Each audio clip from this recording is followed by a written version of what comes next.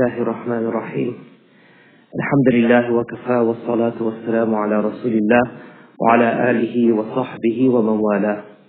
Brothers and sisters in Islam, inshallah, today we have a khatira, inshallah, around 30 minutes, followed by breakfast, inshallah, for the community. So we humbly request everyone, inshallah, to participate if they can do so. May Allah subhanahu wa ta'ala make moments of such means of our guidance and rectification, and for us to gain closest to Allah subhanahu wa ta'ala. What do we say, everyone, inshallah? Ameen ya Rabbil Alameen. Qari Sahib recited some very beautiful verses of the Quran tonight and this morning. And the last verse really put to question the people of Quraysh and those who are mocking the Prophet Muhammad sallallahu alaihi wasallam and the revelation. قل لئن اجتمعت الإنس والجن على أن يأتوا بمثل هذا القرآن لا يأتون بمثله ولو كان بعضهم لبعض ظهيرا. Allah subhanahu wa ta'ala challenged in this verse, as He challenged in other verses, that if the entire creation, man and jinn combined, were to bring something similar to this Quran, they would not be able to do so. So the fixation of the people of Quraysh was there is a linguistic element to it, that they can linguistically bring something close to the Quran.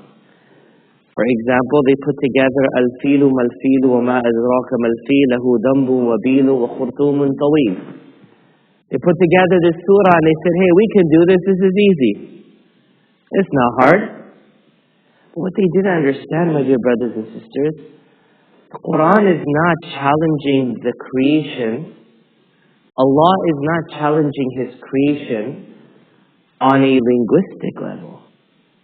No doubt, poetry was rife in Arabia at that time, and every person that you would see, every second person would be inspired to put together some level of poetry that would outdo the former. But the best of poets knew something, that this Quran is not poetry. It is way above and beyond poetry, and it breaks all the rules and exceeds all the boundaries of what human or jinn poetry can present. But beyond that, it's not the word, it's not the linguistic, it's the message. Our deen presents to us a comprehensive message, a complete message, a beautiful message, a message wherein there is self-care, where there's connection with Allah, where there's acknowledgement of rights, responsibilities, duties, and everything that Allah tells us to do and everything Allah tells us to refrain from. Therein is only our protection and our safety. Our deen is only good. What is everyone? Good. There is no perceived harm. There's no side effects in anything that Allah subhanahu wa ta'ala tells us. It's only good. And so our goal is to pursue that good, acknowledging it to be good, embracing it as good, doing it as good, and reaping from it only that which is good. May Allah subhanahu wa ta'ala allow us to be amongst those who continue down this path. Ameen ya Rabbil Alameen. So last month, alhamdulillah, we completed the chapter of a Muslim's relationship with their Lord, which is instrumental in any relationship in Islam. How do I connect with Allah subhanahu wa ta'ala? What does that connection entail? How much effort do I need to make? What are the areas I need to focus on? Alhamdulillah, that was covered. Today we're continuing down the chapter of a Muslim's responsibility towards their own self. Self-care is a very distinct part of our Islam. If you recall, last month we looked at the hadith of the Prophet Muhammad sallallahu alaihi wasallam, in which he stated, وَإِنَّ لِجَسَدِكَ عَلَيْكَ حَقًّا. Your body has a right on you. And this has to be reminded. especially in a country at a time where everyone is so busy that there's no time to take care of oneself. No doubt we're busy, but the question arises, what are my priorities? Taking care of your health isn't only when the doctor tells you there's some alarms ringing in your life. Your cholesterol's high, your sugar's high, your blood pressure's high. That's not the time to take care of yourself. We should be taking care of ourselves on a daily basis. We're going to go into one element of self-care today, and that is cleanliness. We learned last month that the Prophet Muhammad sallallahu alaihi wasallam encouraged us to take a bath, personal hygiene. And that would be something that we would do frequently. The Prophet Muhammad sallallahu alaihi wasallam said, have a bath on Fridays and wash your head even if you are not in the state of janaba, i.e. impurity that follows a marital relationship or after the discharge of semen. Take a bath and wear perfume. Now it's easy for people today in a world where we have an aisle designated for soap and perfumes. We have kiosks and subhanAllah, sections of the mall that are dedicated for these things. It's easy to belittle this teaching. But it was a common trend that people would not take a bath. And even in Europe, there still remains a trend in certain places where taking a bath daily or sometimes even weekly is not a trend. And so the Prophet Muhammad ﷺ is going to the core, to the bottom, and he's creating standards for us. And he made the Friday a reason for us to take a full bath and a full shower, head to toe, and also to wear perfume. The Prophet Muhammad ﷺ placed such a great emphasis on cleanliness and bathing that some of the 4 Imams considered performing ghusl before Friday prayer to be obligatory, a wajib. Now for those of us who go to work on Friday morning, how do we take a bath on Friday? When do we come back? What do we do? And so the bath you take on Thursday night or Friday morning. You make the intention, this is the bath for the Friday prayer for the day of Jumu'ah, and inshallah that would suffice for this bath. Of course you can't, maybe the possibility is you won't be able to hold your wudu for that long, but of course you can make wudu thereafter before the prayer. The point is, in order to get this wajib fulfilled, we should take a bath with this intention. Abu Hurairah radiallahu anhu reports that the Prophet Muhammad sallallahu alaihi wasallam said, it is the duty of every Muslim to take a bath at least once in every 7 days and to wash his or her head and body. This hadith is in Sahihain, in Bukhari and in Muslim, again emphasizing once a week, the bare minimum. The true Muslim keeps his clothes and socks clean, checking them from time to time to be sure that they have no unpleasant smell. He also wears perfume to help keep himself clean. It is reported that Umar radiallahu anhu used to say, whoever spends a third of his wealth on perfume is not being extravagant. Again, whoever spends a third of his wealth on perfume is not being extravagant. What teaching is this? A teaching that the Prophet Muhammad ﷺ himself told us that one of the 2 things that are beloved to him from the items of the world is perfume. At-tibu, perfume, is one thing that he loves. And utilization of perfume is something that we are encouraged in our religion to invest in.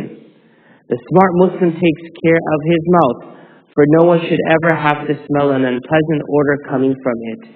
He does this by cleaning his teeth every day with siwak, toothbrush, toothpaste, and mouthwashes. He also visits the dentist regularly to check his mouth at least once a year, and visits other specialists such as orthodontists or other types of doctors as necessary so that his mouth will stay clean and his breath fresh. So beyond now, we're talking about the cleanliness of the body, making sure that our body is presentable from the odor that emits from our body, which is, beautified with perfume, and also the smell of our clothing that we wear. It's an unfortunate reality still in this day and age that some people don't consider this to be an important part of the religion, or an important part of how they present themselves. Oral hygiene and also physical hygiene, one's clothing. It's very sad that sometimes, even coming to the masjid, these things are not taken care of. So taking a shower, making sure we wear some perfume. The perfume, as Umar ibn Khattab radiallahu anhu said, spending 1/3 of your wealth, meaning investing in something which is truly good, not something which is strong and that can cause discomfort to others. And oral hygiene, meaning the most important, brothers and sisters, is miswak. Miswak has so many benefits. And if there's nothing that can compel you in this day and age to use miswak in the presence of Crest toothpaste and Aquafresh and Listerine and everything else, know one thing. Miswak will allow you to say the kalima at the time of your death. There is no other item out there on the market that promises you such. It does not promise you that amongst the 70 odd benefits of a miswak is that you will be able to say the kalima at the time of your death. Subhanallah. Miswak is still a very important ingredient, just as they have discovered charcoal and all these new trends come about in the hygiene world. Miswak is also one of the elements that is used. One of the extracted ingredients used in many of these oral care products. How beautiful is our deen that our Prophet ﷺ showed us something that the world today discovers and uses it in a different way. We should be proud of this. Miswak does not necessarily freshen your breath.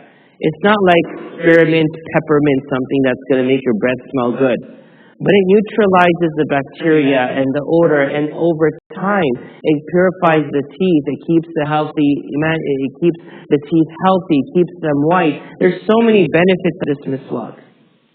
And the mouth with which you talk to Allah subhanahu wa ta'ala, why not present it to Allah in the way that the Prophet Muhammad sallallahu alaihi wasallam instructed us to, and that is also with miswak. Aisha radiallahu ta'ala narrated that the Prophet Muhammad sallallahu alaihi wasallam never woke up from sleep at any time of the day or night without cleaning his teeth with siwak before performing wudu. A miswak should be in each one of our bathrooms. That whenever you go after waking up and you rinse your mouth and you wash your face, make miswak. This was the practice of the Prophet Muhammad sallallahu alaihi wasallam. He would go and grab that miswak first before he makes his wudu. The Prophet sallallahu alaihi wasallam, his concern for oral hygiene was so great that he sallallahu alaihi wasallam said, if it were not for the fact that I did not want to overburden my ummah, I would have ordered them to use the siwak before every prayer. Subhanallah. He cared so much that this deen would become a burden on us. Look at the conversation that occurred between Musa alayhi salam and the Prophet Muhammad sallallahu alaihi wasallam during the Mi'raj. How many prayers did we get, everyone? How many prayers did we get? 50. And Musa alayhi salam said, I've tried it with my people. Ask Allah to reduce it. And that reduction happened to 1/10. And still Musa alayhi salam emphasized and stressed and suggested, go and ask Allah for a reduction. And the Prophet sallallahu alaihi wasallam was fearful that if he went for reduction, may we not lose it all. Allah subhanahu wa ta'ala gave us the glad tidings, Man ja'a bil hasana falahu ashru amthaliha, that you do one prayer, you get 10 reward. Do the 5 prayers, get the 50 reward. Subhanallah. So he always looked out for this ummah to ensure that tomorrow a time would not come when people say this is too much for us. But he then emphasized in his way that if it was not to be a burden, if my ummah would not perceive this to be a burden, I would have mandated it by ordering them to make miswak before every prayer. Aisha radiallahu ta'ala anha was asked what the Prophet ﷺ used to do when he came home. She said, use siwak. Waking up, before every prayer, coming home, what would he do, everyone? I don't hear you all. What does he do? Miswak. Regrettably, some Muslims neglect these teachings that are at the heart of Islam and do not pay heed to the cleanliness of their mouths, bodies, and clothes. So you may see them going to the mosque or to other religious meetings and study circles, annoying their brothers with their unpleasant smell and offending the angels who surround these blessed gatherings. What is really strange is the fact that they themselves listen to and repeat the saying of the Prophet Muhammad sallallahu alaihi wasallam that whoever eats onions and garlics or leeks should not go to the mosque because his breath may disturb the angels and the people, which is hadith of Muslim. Whoever eats onion, garlics or leeks should not approach our mosque because whatever offends the son of Adam may offend the angels. People know this, people talk about this, but the question is, how many of us truly understand how important this teaching is? You're running for prayer, you're running late, and you have a choice of getting to the prayer after eating garlics and onions, and getting the takbir ula, the first takbir, or possibly missing a rak'ah, and making sure you brush your teeth and make miswak. Which one would you prefer? Many people want to do the first. I need to get to the masjid. I'm going to run if I have to. But if it's the second, we should pursue. It's interesting to note, and I'm working on the khutbah for this inshallah possibly next week, who are the angels? Many of us don't know who angels are. Aside from the fact that we have in our iman mufassal, amantu billahi wa malaikatihi wa kutubihi wa rusulihi wal yawm al-akhir. We bring faith in Allah, His angels, His books, His messengers, the final day. We say these things. And we kind of understand what the books entail, who the prophets were, who Allah is. Our aqeedah teaches us these teachings. But who are the angels? What is the function of the angels? Do you know the power of the angels around you at this moment? Our deen was so comprehensive, it's teaching us, do not offend the angels. The angels that are around you when you pray are offended by the odor that emits from your mouth if you are coming to the masjid with what? With the odor of, food that is raw. Onions and garlic which are raw emit more of a smell. In addition to this, brothers and sisters, smoking cigarettes and tobacco. The smell of it remains in your mouth, it remains on your body, it clings onto your hair, clings onto your clothing, and over time you yourself become numb to noticing this odor. And as I said in the khutbah, I think 2 weeks ago or 3 weeks ago, we talked about substance abuse and we talked about hookah and marijuana and cigarettes. The discovery of third-hand smoking. Second-hand smoking is what? Second-hand smoking is when you're actively smoking, that smell of course, what you exhale is what other people are inhaling. Third-hand smoke is what sticks to your body or clothing that your children or your pets can actually feel and smell. This can also be cancerous to many people based on recent studies and reports. So the question here is, what am I bringing to Allah? To gauge that, we're creation, so let us use the creation as an example. If you're going to go stand in front of your boss or your employer, someone important, someone you need to present at work, how would you present yourself? This is the question. If you use that as the bar, the standard, I think that standard will help you and I to better our external and internal hygiene. How our clothing are presented, how our bodies smell, and how our mouth smells. And in our Islam, this isn't a small thing, this is a big thing.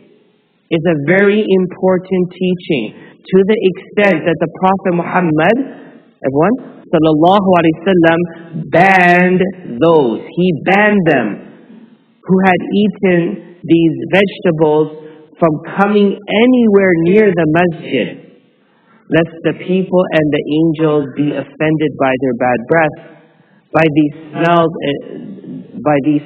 pale into insignificance beside the stench of dirty clothes, filthy socks, unwashed bodies, and unclean mouths that emanate from such careless and unkempt individuals who offend others in any gathering. Imam Ahmad and Imam Nasa'i narrate that Jabir radiallahu anhu said, the Prophet Muhammad sallallahu alaihi wasallam would come to visit us and the Prophet sallallahu alaihi wasallam came to visit us and saw a man who was wearing dirty clothes. He said, could this person not find anything with which to wash his clothes? It annoyed the Prophet Muhammad sallallahu alaihi wasallam. Look, he banned them. He said, don't even come to the masjid in this state. So now, between option 1 and option 2, we better go with option 2 because the Prophet sallallahu alaihi wasallam would not permit option 1. He would say, don't come to the masjid.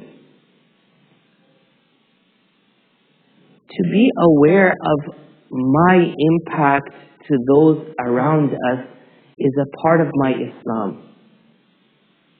What is the impact of my hygiene to those around me? It's a very important thing. And so the Prophet ﷺ went to such extent, to such a level, only for you and I to understand the severity of this matter. The Prophet ﷺ did not like a Muslim to appear before him wearing dirty clothes if he had the means to clean them.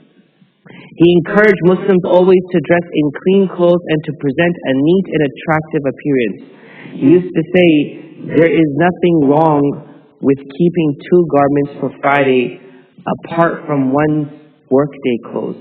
We all know that the Sahaba then used to come for the Salatul Jum'ah.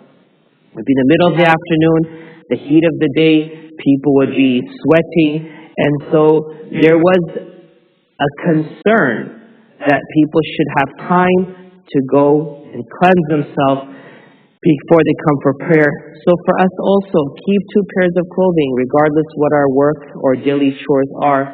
Make sure we keep something in the car so when we come for Salatul Jum'ah, we can change out if we need to. Islam frequently encourages its followers to be clean always, to perfume their clothes and to ensure that their bodies always smell fresh and clean.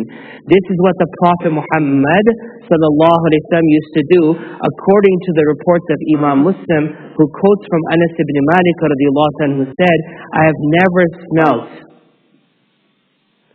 the scent of musk that had a better scent than the scent of the Prophet Muhammad sallallahu alaihi wasallam. The perfume he used to wear and the one I would smell on the Prophet sallallahu alaihi wasallam would be the best of smells, the best of scents. Many reports describe the cleanliness of the Prophet sallallahu alaihi wasallam's clothing and body and describe the sweet smell of his sweat. For example, if he shook hands with a person, his beautiful scent would remain on the man's hand for the rest of the day. And if he laid his hand on the head of a child, the child would stand out from others by virtue of his sweet smell. Imam Bukhari mentioned in Tarikh al-Kabir, reporting from Jabir radiallahu ta'ala, that the Prophet Muhammad sallallahu alaihi wasallam never passed through a place, but a person who followed him would know that he had been there from the lingering scent.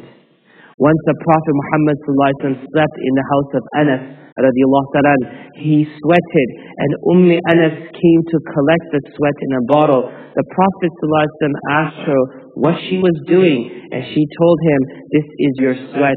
We add it to our perfume, and it is the best of perfume. This hadith is in Muslim also, subhanallah. How urgent is the Muslim's need to follow the guidance of this great messenger sallallahu alaihi wasallam in his command to take care of one's hair and keep it neat in accordance to the teachings of Islam.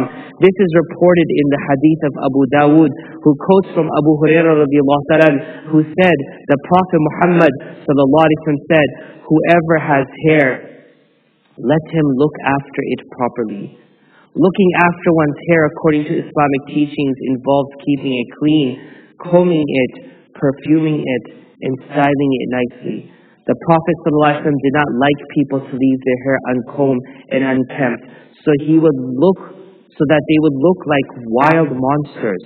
He described such an ugly appearance as being like the shaitan. And Muwatta, in Imam Malik's book Al-Muwatta, he reports a hadith with a mursal isnad from Ata ibn Yasar radiallahu ta'ala, who said, the Prophet ﷺ was in the masjid when a man with unkempt hair and untidy beard came in. The Prophet ﷺ pointed to him as if it indicated to him that he should tidy up his hair and beard. The man went and did so, then he returned. The Prophet ﷺ said, is this not better than that anyone should come with unkempt hair looking like the shaitan? The Prophet ﷺ likened a man with untidy hair to the shaitan, clearly shows how concerned Islam is with a neat and pleasant appearance, and how opposed it is to scruffiness and ugliness. The Prophet ﷺ always took note of people's appearance, and he never saw a scruffy dressed man with untidy hair, but he criticized him for his self-neglect. Imam Ahmad and Imam Nasa'i report that Jabir radiallahu anhu said, the Prophet ﷺ came to us, and he saw an unkempt man whose hair was going in all directions. So he said, could he not find anything with which to calm or set his hair? So brothers and sisters in Islam, I'm going to pause here, inshallah, and give everyone the opportunity to go eat breakfast. We're going to continue, inshallah, with this good appearance and the teachings in regards to it before we enter the teachings of how to keep our minds clean. But this author, mashallah, I'm really touched by his book, both The Ideal Muslim and The Ideal Muslimah. Every Tuesdays, for the sisters upstairs who don't know, every Tuesday at 12:30 to 2, we have a sisters class where we're talking about the ideal Muslimah. This has been going on for over a year, and alhamdulillah, we're reaching the halfway point of this book. We have a lot of conversations on this book. We put together a lot of plans of actions in reference to what the teachings are, because it's my personal belief that we cannot expand into the larger subjects with its impacting our lives until or unless the base and the foundation is secure and it's strong. What's our connection with Allah? What's our connection with ourselves? What's our connection with our spouse? What's our connection with our family? What's our connection with the community? Is the tree that this author is building for all of us. And so we are, inshallah, going to continue this journey in our monthly breakfast, only so that it serves as a reminder. There's no doubt that all of us here know these teachings. Reminders of benefit to the believers. We remind ourselves, we look back at our practices, and we make intentions to better ourselves only because we realize it is in following the teachings of Rasulullah ﷺ is there goodness for ourselves. Allah subhanahu wa ta'ala says in the Holy Quran, لَقَدْ كَانَ لَكُمْ فِي رَسُولِ اللَّهِ أُسْوَةٌ حَسَنَةٌ.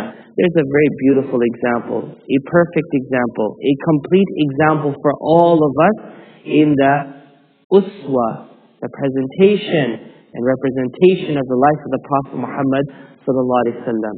We ask Allah subhanahu wa ta'ala, the Almighty, that He forgives us all for our shortcomings or mistakes of the past, and allows us to be meticulous in taking care of ourselves, our clothing, our hair, our body, our oral hygiene, and allows us to be cognizant of the surroundings that we go into, that being that of the humans and of the angels. Ameen Ya Rabbil Alameen. Inshallah, we request to everyone, if they can proceed, inshallah, to have breakfast. The brothers and sisters have worked diligently for you to have that, inshallah. So please enjoy breakfast together, spend some time with each other, and may Allah subhanahu wa ta'ala allow us to continue to grow as one strong community. Ameen Ya Rabbil Alameen. Take care, inshallah.